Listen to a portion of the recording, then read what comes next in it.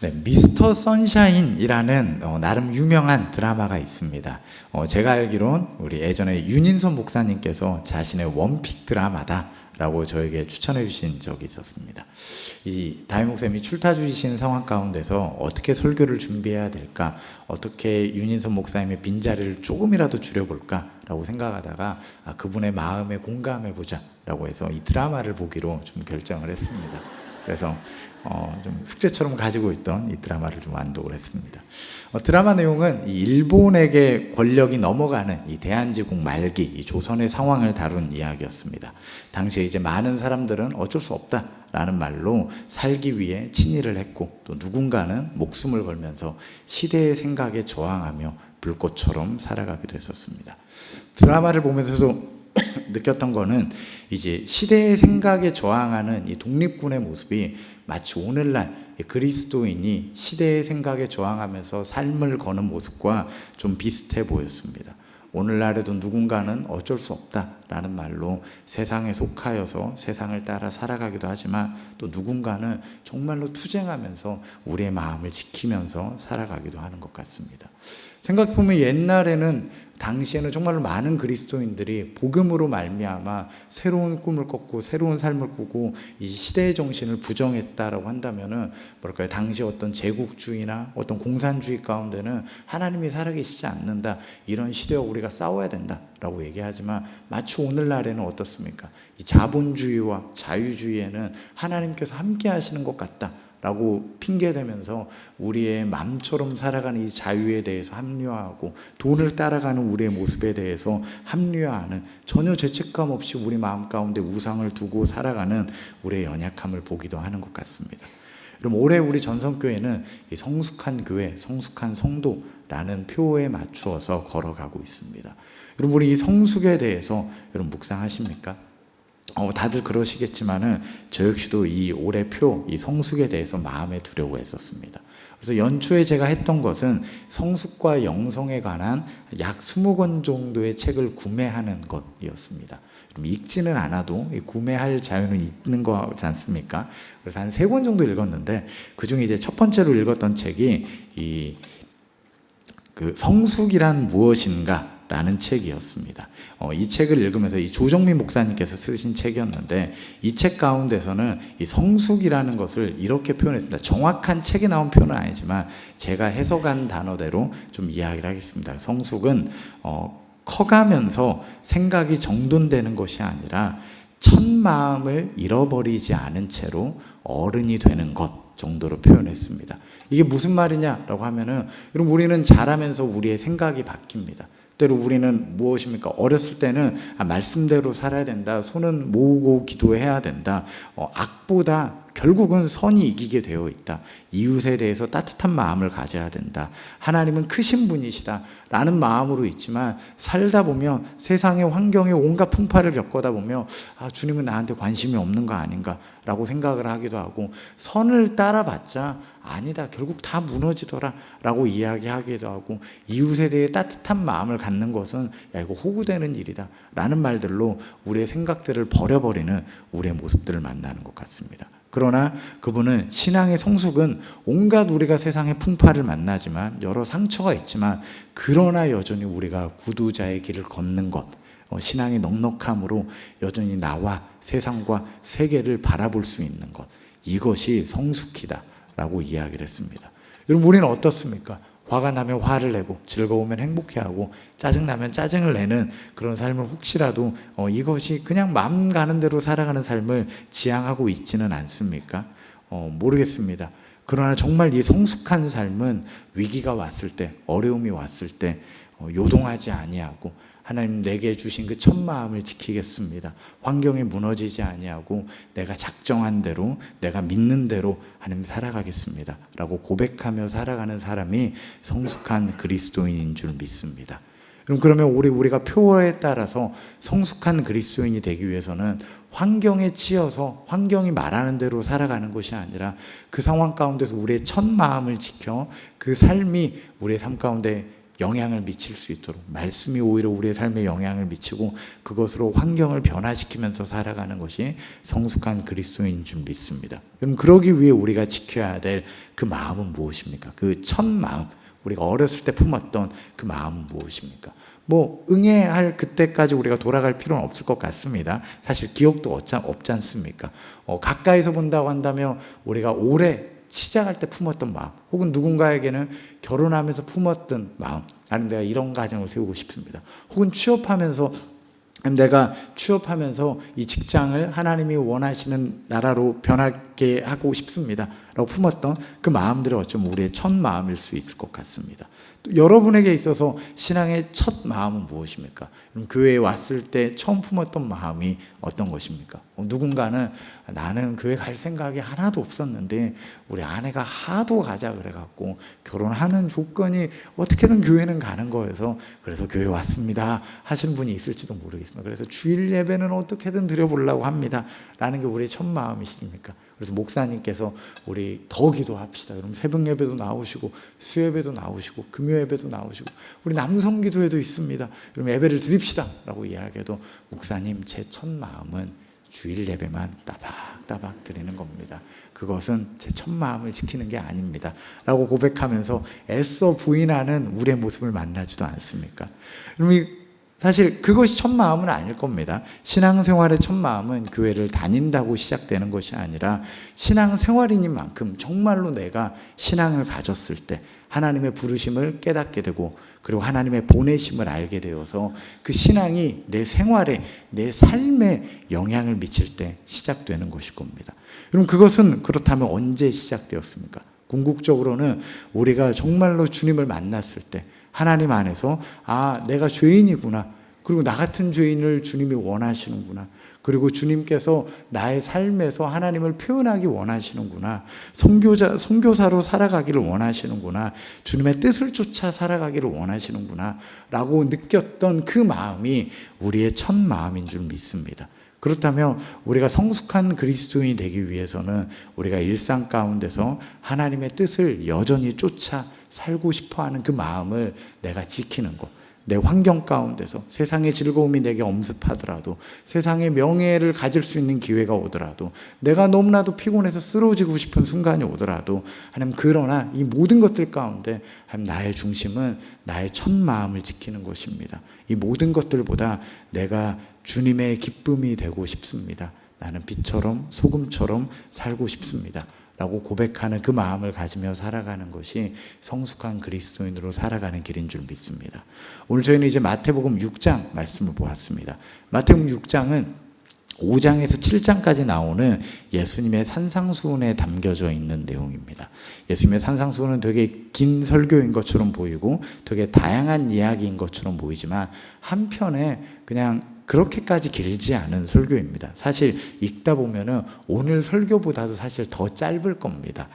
그냥 우리가 성경이 그냥 을에 3장이 있어서 그냥 길게 느껴지는 거지 이게 요약본이다라고 생각한다면 좀 길 수도 있긴 하겠지만은 사실 따지고 보면 그렇게까지 긴 설교가 아닐 수 있겠다 생각을 합니다. 핵심은 무엇이냐면 5장, 6장, 7장은 한 가지 이야기를 한다라는 겁니다. 이 주제가 분명한 한 편의 설교다라는 겁니다. 오늘 이 전체적인 내용을 가지고 특별히 오늘 저희가 읽은 본문에 좀 주목해서 한 가지 좀 이야기를 좀 나누고 싶습니다. 혹시 성경 있으신 분들은 장 제목을 따라서 5장을 펴주셔서 같이 가주시면 좋겠습니다. 5장에 보면 이렇게 일단 시작을 합니다. 복 있는 사람이라고 얘기하면서 서론을 이렇게 얘기를 하는 거죠. 설교를 시작할 때 늘 서론을 얘기하지 않습니까?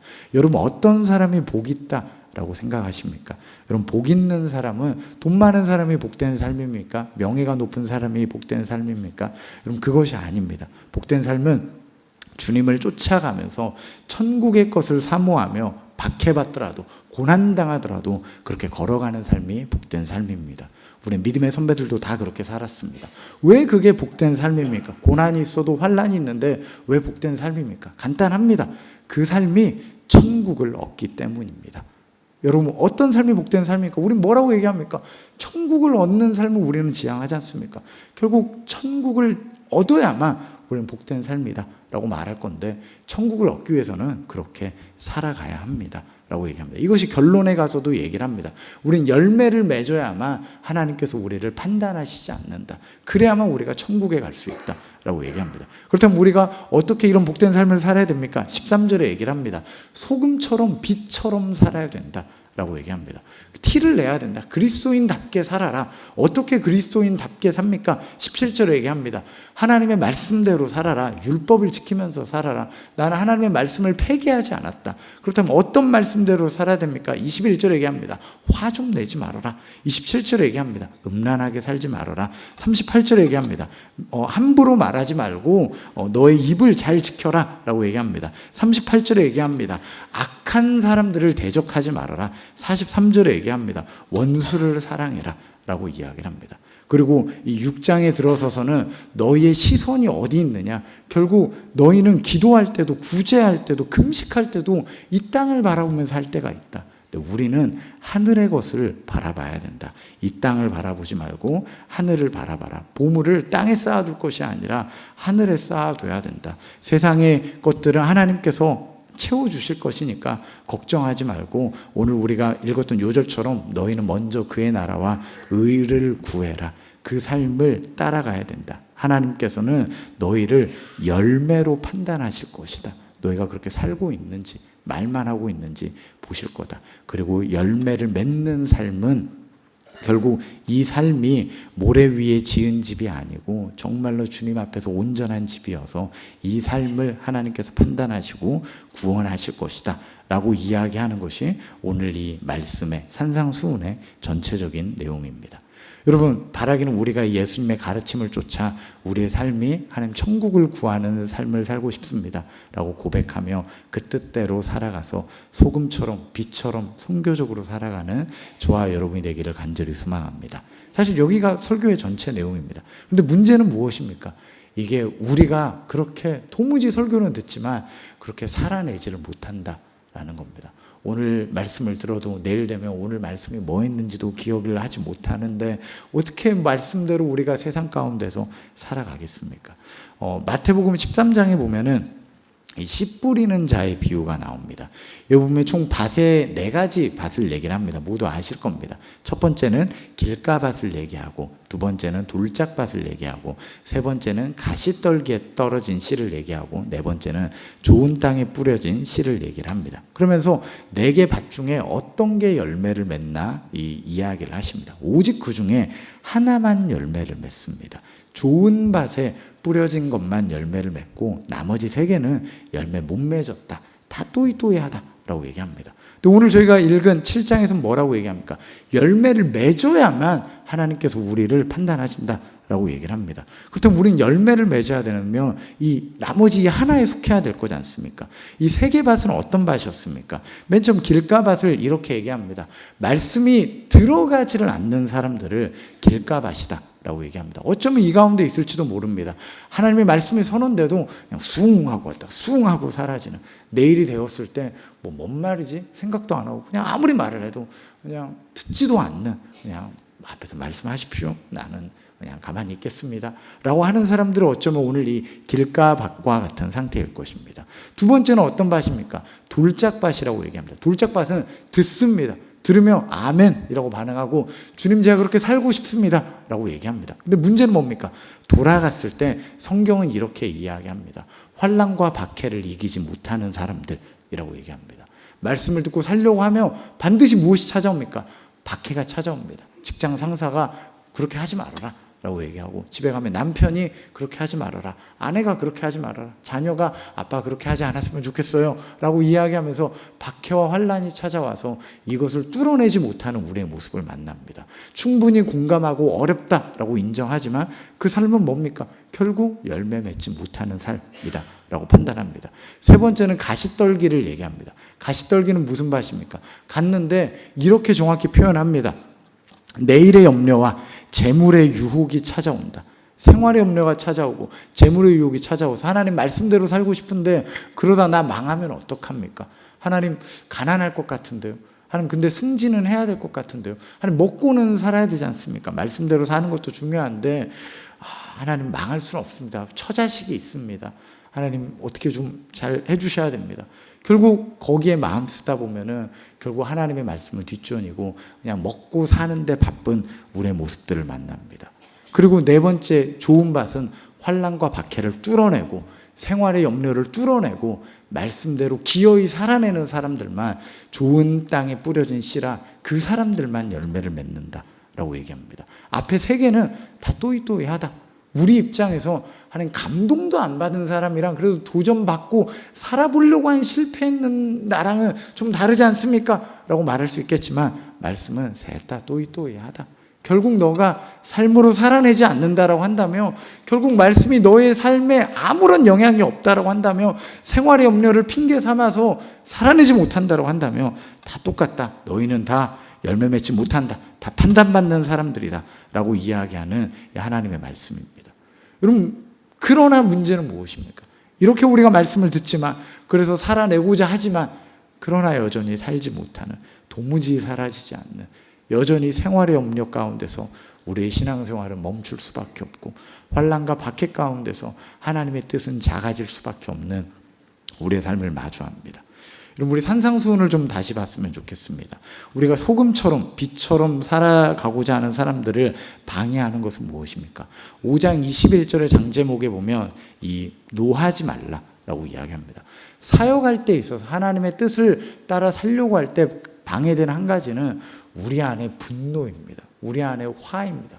하나님의 뜻을 쫓아 살려고 하는데 목사님이 저를 화나게 하고, 구역장님이 나를 화나게 하고, 구역장님, 목사님 뭡니까? 집에 가면 우리 남편이 저를 화나게 하고, 아내가 저를 화나게 합니다. 우리 새끼들이 저를 화나게 합니다. 저 역시도 마찬가지입니다. 하나님의 말씀대로 살고자 가정을 세워야지 해가지고 집에 가서 아내를 봅니다. 그렇습니다. 화가 납니다. 우리 아들을 봅니다. 그렇습니다. 화가 납니다. 우리 딸을 봅니다. 우리 딸은 화가 나지 않습니다. 우리 딸은 참 예쁩니다. 우리 아들이 상처받지 않았으면 좋겠는데 우리 딸도 참 예쁩니다. 아내는 상처를 받든 말든 알아서 잘 살아가겠죠. 아무튼 우리가 말씀대로 살려고 하지만 막상 마주하는 우리의 상황은 뭡니까? 꼬라지가 날 수밖에 없습니다. 그래서 악에 바친 소리를 하는 거죠. 말씀대로 살려고 했는데 네 때문이다. 네가 나를 이 땅으로 만들었다 라고 하면서 저주 섞인 말을 하면서 결국 우리는 화를 이기지 못하고 하나님의 말씀대로 살아가지 못하는 우리의 연약함을 만납니다. 또 무엇이 있습니까? 27절에 보면 음란에 대해서 얘기합니다. 또 여러분, 이 사역은 음란함과 구분되지 않는 우리의 모습을 만납니다. 많은 목사님들이 사역해라고 했더니 뭐합니까? 음란한 행동을 해서 뉴스에 나오는 이런 모습들을 만나기도 합니다. 마찬가지로 우리 사역합시다, 사람들에게 다가갑시다 라고 얘기하면은 우리가 어떤 사람에게 다가갑니까? 정말로 하나님의 마음이 필요한 사람에게 다가가는 것이 아니라 그냥 끌리는 사람들, 저 사람과 다가가 보니까 괜찮네 하는 사람들에게만 다가가서, 감당할 수 있는 사람들에게만 다가가서 그냥 그 사람들과 함께 하면서 마치 대단한 사역하는 것처럼 우리가 포장할 때가 많습니다. 사실은 주님의 마음으로 다가가는 것이 아니라 사역한답시고 나의 외로움을 달래고 있는데 그것을 사역으로 포장하는 우리의 모습들을 만나기도 합니다. 그래서 때로 청년들과 함께 사역하자라고 하면은 정말 다가가야 되는 사람들에게는 안 다가가고 그냥 끼리끼리 모여 있으면서 그냥 사역한다라고 핑계댈 때가 있고, 그리고 우리가 힘써 사역하자라고 해서 모여서 막 열심히 내다가 그 가운데서 귀하게 마음을 맞아가지고 연애를 시작하기도 합니다. 그럼 그 다음 날부터 사역 현장에서 안 보이고 지 둘끼리 놀게 바쁜 어떤 이런 사람들을 만나면서 참 이것이 우리의 사역이 진짜로 주님의 나라를 구하고 있는지, 아니면 교회를 통해서 내 외로움만 해결하고 있는 것인지, 이런 내 안에 음란함으로써 사람을 만나고 있을 뿐이지 정말 사역의 현장에 없는 우리의 모습들을 만나기도 합니다. 33절에 또 뭐합니까? 사역해라 라고 했더니 말로만 하고 있는, 수없이 말로만 하겠습니다 라고 하고 있는 우리의 모습들을 만나기도 합니다. 38절에 또 무엇을 만납니까? 악한 자를 만나기도 합니다. 반드시 사역을 하다 보면 우리를 괴롭게 하는 사람을 만납니다. 악한 사람을 만나서 진짜 못하겠다. 목사님, 제가 사역하려고 그랬는데 저 사람 때문에 내가 구역장을 도저히 못하겠습니다. 바꿔주시든가 아니면 그만두게 하시든가 둘 중에 하나를 택해 주십시오 라고 말하면서 결국 마주하는 약한 상황들을 이겨내지 못하고 낭망해버리는 우리의 모습들을 만납니다. 또 누구를 만납니까? 43절에 보면 원수를 만납니다. 사회 가다 보면 만나기 싫은 원수를 기어이 만나고야 맙니다. 이 사람만 마주 안 했으면 좋겠는데 하는 사람을 만나서 주님 어쩌자고 나를 이 지경으로 몰아세웁니까? 할 말도 없는데 뭐라고 얘기합니까? 라고 하기도 하고, 심지어 없던 원수도 사역하다 보면 자연스럽게 원수가 생깁니다. 사역을 해라고 했더니 우리 구역원을 함께 세우겠습니다 라고 했더니 우리 구역원이 원수가 돼버리는 이런 놀라운 삶의 현장들이 우리 사역 가운데 나타나기도 하는 것 같습니다. 여러분 또 어떻습니까? 6장에 보면 사역해라 라고 했더니 보이는 데만 힘쓰는 우리의 연약함을 만나기도 합니다. 야, 너 너무 보이는 데만 힘쓴다. 기도해라, 금식해라, 경건의 생활을 가져라 라고 했더니 심지어 기도하고 경건하는 것도 보이는 데만 힘쓰는 우리의 연약함을 만나기도 합니다. 19절에 보면, 이하에 보면 결국 오늘 우리 본문에 나오는 내용은 무엇입니까? 우리가 주님의 나라를 위해서 기도하자, 하나님의 뜻을 위해 기도하자 라고 하면 결국 하나님, 그런데 늘 우리 가운데 찾아오는 것은 먹고 사는 건 어떡합니까? 하나님 나라를 위하는 것도 중요한데 하나님 이번에 승진도 해야 되는데 라고 결국 기도가 가버리는 우리의 연약함을 만나기도 합니다. 하나님 정말 우리 가정에 주님의 뜻이 이루어지기 원합니다. 나의 말에 하나님의 권위가 있기 원합니다.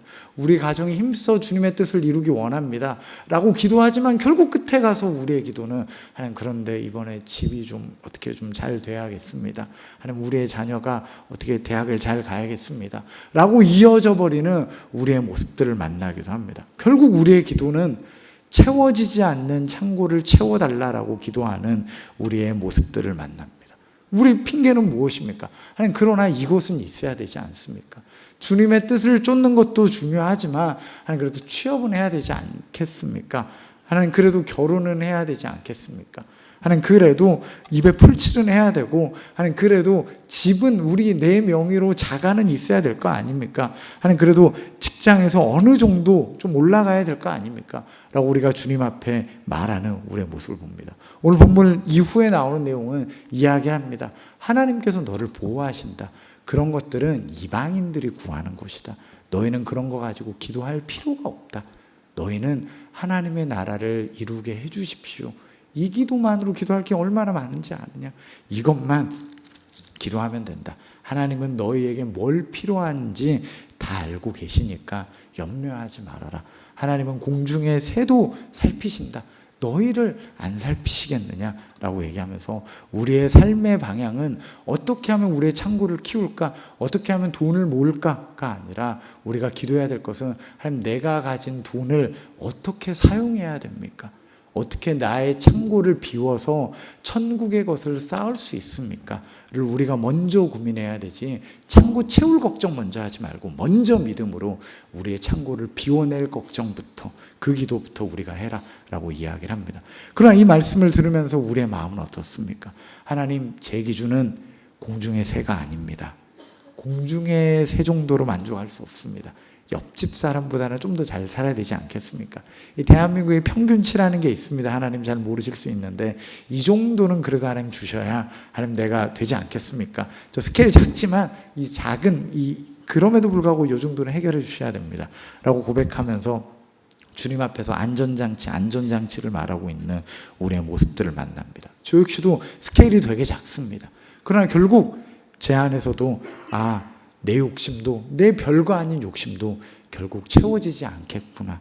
내가 어떠한 하나님께서 삶의 자리를 내게 주셔도 결국 하나님 나는 부족합니다.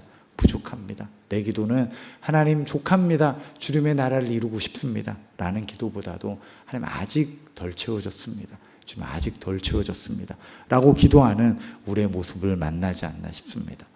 여러분 어떻습니까? 우리의 모습은 어떻습니까? 우리 마음 같아서는 둘 다 잘할 수 있을 것 같습니다. 아니면 적당히 좀 세상적으로도 좀 명예로워지고 이것들도 좀 채워지고 그리고 예배 생활도 좀 뜨겁게 하고 둘 다 잘할 수 있을 것 같은데, 여러분 오늘 우리 읽은 말씀을 다 같이 좀 읽었으면 좋겠습니다. 24절을 함께 읽도록 하겠습니다. 그러므로 누구든지 나의 이 말을 듣고 행하는 자는 죄송합니다. 6장 24절입니다. 한 사람이 두 주인을 섬기지 못할지니 혹 이를 미워하고 저를 사랑하거나 혹 이를 중히 여기고 저를 경히 여김이라. 너희가 하나님과 재물을 겸하여 섬기지 못하느니라. 아멘. 우리 마음은 둘 다 할 수 있을 것 같은데 성경은 분명히 이야기합니다. 우리가 둘 중 하나를 택해야 한다. 둘 다 할 수 없다 라고 얘기합니다. 마음 같아서는, 욕심 같아서는 하나님 약간 이거 오기하신 것 같습니다. 성경이 틀린 것 같습니다. 저 둘 다 할 수 있을 것 같은데요 라고 말하고 싶지만 사실 제 마음은 이미 알고 있습니다. 둘 다 할 수 없다라는 것을. 세상의 욕심 가운데서 하나님의 뜻이 너무나도 작아지는 우리의 연약함을 만납니다. 사랑하는 전성교회 성도님들, 저와 여러분은 주님께서 부르신 성도인 줄 믿습니다. 세상 가운데서 살아가지만 세상과는 다른 방향으로 부름받고 보냄받은 선교사로서 주님의 빛과 소금으로 가정에서, 직장에서, 교회에서, 동네에서, 여러 모임에서 선교적 사명을 가지고 살아가야 하는 줄 믿습니다. 여러분 지난 한 주도 여러분 그렇게 살아가셨습니까? 아니면 여전히 우리는 분노했고 우리는 음란했고 그저 보여주기 급급했고 미워하는 마음을 이기지 못했고 내일의 염려에서 나와 가족의 안전만을 고민하며 보내진 않았습니까? 그 고민 가운데서 우리의 첫 마음, 하나님 뜻대로 살고 싶습니다. 이 선교적인 소명은 설 자리를 잃어버리지 않았습니까? 여러 선교사님들의 이야기를 듣다 보면은 그분들의 상황도 우리의 가정과 직장이 예상과 다르듯 선교지의 상황도 선교사님들의 예상과는 많이 다르다라는 얘기를 듣습니다. 조선에 오신 선교사님도 상황이 많이 달랐고 저희가 후원하는 많은 선교사님도 선교지에서 우여곡절을 가지고 살아가십니다. 제가 맨 처음 갔던 선교지는 이 베트남이었습니다. 한국에서 태권도 선교회를 하셨던 선교사님의 안내로 현지 교회를 방문했습니다. 그분을 통해서 들었던 얘기는 베트남은 공산주의라 복음을 함부로 전할 수 없다라는 거였습니다. 잘못 전하면 추방당할 수 있다라는 거였습니다. 그래서 현지 교회도 현지인을 통해 운용해야 하지 선교사가 운용할 수는 없다 라고 얘기했습니다. 그래서 한 번씩 선교팀들이 오면 연결은 할 수 있지만 본격적인 교회 사역은 어렵다라고 얘기하셨고 본인의 주 업무는 이 한인 타운에서 태권도 학원을 운영하는 것이었습니다. 그럼 태권도 학원을 통해서 어떻게 복음을 전하십니까? 물었습니다. 그런데 태권도 학원을 통하여서도 복음을 전하는 것은 국가에서 막고 있기 때문에 쉽지 않다라고 얘기했습니다. 아울러 공연을 하면서 간접적으로 복음을 전하는 것도 금지되어 있어서 쉽지 않다라고 얘기하셨습니다. 그쯤 되자 제 마음 가운데 대체 그럼 여기서 이분은 뭐 하고 계시지? 라는 생각이 제 마음 가운데 들었습니다. 선교사로 오셨는데 교회도 감당을 안 하고 그냥 태권도 학원만 하고 계시는 것 같은데 제 마음 가운데서는 그냥 베트남으로 이민 오신 우리 태권도 도장님 아니신가? 그런데 관광 가이드 업무도 그냥 같이 하시는 그냥 투잡 뛰시는 이 이민 오신 분 아닌가? 라는 게 제 마음이었습니다. 특별히 이 현직 교회 가운데서 선교사님께서 제게 이런 얘기를 하셨습니다.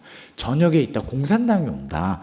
그분에게 잘 보여야 된다. 그분에게 잘못 보이면 이 교회가 좀 어려워질 수 있으니까 제 마음은 좀 믿음으로 뚫어내면 될 것 같은데 잘 접대해야 된다. 라고 얘기하시면서 이따 공산당 올 거면 이 교회에서 이제 술자리를 열 거니까 전사님도 이 술을 마셔야 된다. 그래서 분위기 파악 잘 해라. 라고 선교사님이 제게 얘기를 하시는 겁니다. 좀 다행히 그때도 이제 술 마시지는 않았고 어쩔 줄 몰라서 되게 방황했던 기억은 있지만 지금까지도 저는 술을 마신 적이 없고 대학교 때도 군대 때에도 술 강요를 별로 당해본 적이 없습니다. 그냥 친구가 없으면 그런 강요를 당하지 않습니다.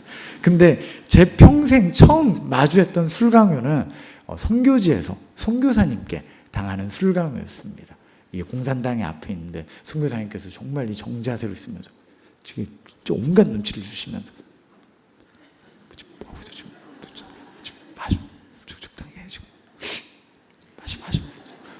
어쩔 줄 몰라요. 제가 이러고 있다가 사이다만 홀짝홀짝 마시는 제 부끄러운 모습들을 만나기도 했지만 그러면서 느꼈던 건 진짜 이분이 선교사님이신가? 라는 생각이었습니다.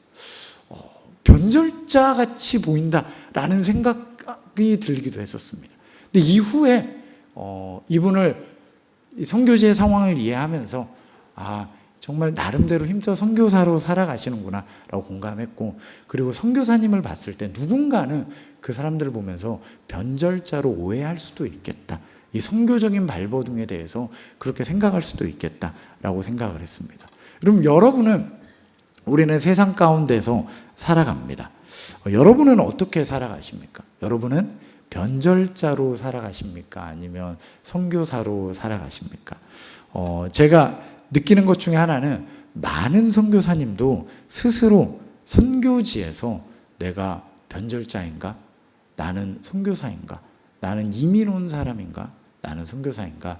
이 지점을 고민한다라는 겁니다. 내 모습이 선교사 같지가 않은 거죠. 많은 분들이 선교하러 갔지만 그곳에서 하는 게 뭡니까? 그냥 닭이나 키우고 있는 자신의 모습을 만난다라는 겁니다. 그럼 박탈감을 느끼고 내가 진짜 선교사인가? 그냥 이런 생각들로 자기 자신을 돌아본다라는 겁니다. 여러분은 어떻습니까? 친일파입니까? 독립군입니까? 아니면 선교사입니까? 변절자입니까? 이민자입니까? 여러분, 우리가 이것을 어떻게 판단하겠습니까? 여러분, 결국 우리가 정체성을 인지하는 방법은 오늘 이 말씀을 따라서 둘 중에 하나를 택하는 겁니다. 둘 중에 하나를 지워보는 겁니다. 제게도 많은 욕심이 있습니다. 아내와 함께 결혼하면서 20가지 정도 각자가 중요한 가치를 가지고 왔습니다. 저 20개, 아내 20개. 그러면 한 40개 정도 되겠죠. 그 중에 최종적으로 우리 가정이 정말로 중요하게 여겨야 할 가치가 무엇인가 5개를 정해봤습니다. 나름대로 이제 최우선의 가치를 정한 거죠. 많은 것들을 가지고 왔습니다. 목회자지만 돈이 좀 적당히 좀 있었으면 좋겠다 라는 이런 것들도 가지고 왔고, 실력을 좀 키우자라는 것도 가지고 왔고, 인정받고 싶습니다 라는 것도 가지고 왔고, 즐겁게 살고 싶습니다, 뭐 이런 욕심들도 다 가지고 왔습니다. 그럼 그것들이 다 어떻게 됐을 것 같습니까? 다 지워졌습니다. 돈 많았으면 좋겠어요. 지워졌고, 저 진짜 즐겁게 사는 거 되게 좋아합니다. 그런 것도 다 지워졌습니다. 인정받고 싶습니다. 다 지워졌습니다. 심지어 덕이 되고 싶습니다. 이것도 지워졌습니다. 결국 마지막 남은 한 가지는, 하나님, 전도자로 살고 싶습니다 라는 거였습니다. 그럼 여러분의 마지막 남은 한 가지는 무엇입니까? 포기할 수 없는 그 가치, 우리의 삶의 지향점, 나의 첫 마음, 주님을 만나고 나서 나는 이렇게 살고 싶습니다 라고 고백했던 그 삶의 지향점은 무엇입니까? 여러분의 모습은 어떻습니까? 저는 그렇습니다. 늘 변절자 같습니다. 늘 이민자 같습니다. 첫 마음을 잃어버린 것 같고, 내가 전도자인가? 내가 선교사인가? 이렇게 사는 사람이 어떻게 선교사지? 라는 생각을 늘 합니다. 늘 땅의 것만 구하고 있는 나의 연약함을 만납니다. 근데 선교사님들이 어떻게 회복하느냐? 결국 하나님 앞에서 내가 누구인지를 늘 돌아보고 하나님의 부르심과 하나님의 보내심을 다시 인지한다 라고 이야기를 합니다. 그럼 우리의 삶을 이 시간 주님 앞에 돌아볼 수 있었으면 좋겠습니다. 여러분은 누구입니까? 내가 변절자 같지만 지금 다시 하나님이 여러분에게 묻는다라고 한다면, 야, 다 지워봐라. 너에게 뭐가 남느냐? 너 이거와 이거 중에 둘 다 택할 수는 없다. 하나만 택해야 된다. 뭘 택하겠느냐? 라고 물은다라면, 여전히 변절자 같은 나지만, 그런 하나님, 나는 오늘도 하나님, 나의 첫 마음, 나는 여전히 내 속사람은 가지고 있습니다. 모든 걸 포기해야 되고 하나만 결정해야 된다며, 하나님, 나는 오늘 또 전도자를 택할 것입니다 라고 고백할 수 있는 저와 여러분 되기를 간절히 소망합니다. 여러분, 우리 삶 가운데서 수없이 무너질 겁니다. 이번 한 주도 흔들리겠지만 우리 찬양하며 좀 기도할 수 있었으면 좋겠는데, 하나님, 나는 지금도 늘 무너졌지만 지금도 나는 그 첫 마음 주님의 뜻대로 살고 싶습니다. 우리 가정이, 나의 인생이 하나님께 매여 있기 원합니다. 하나님, 이것이 나의 진정한 고백입니다. 때로 흔들리고 그저 돈만 따라가고 있는 것 같은 나의 모습을 만나지만, 그러나 돈 없어도 살지만 하나님, 전도자로 나는 살아야만 겠습니다 라고 고백할 수 있는 우리 저와 여러분 되기를 간절히 소망합니다.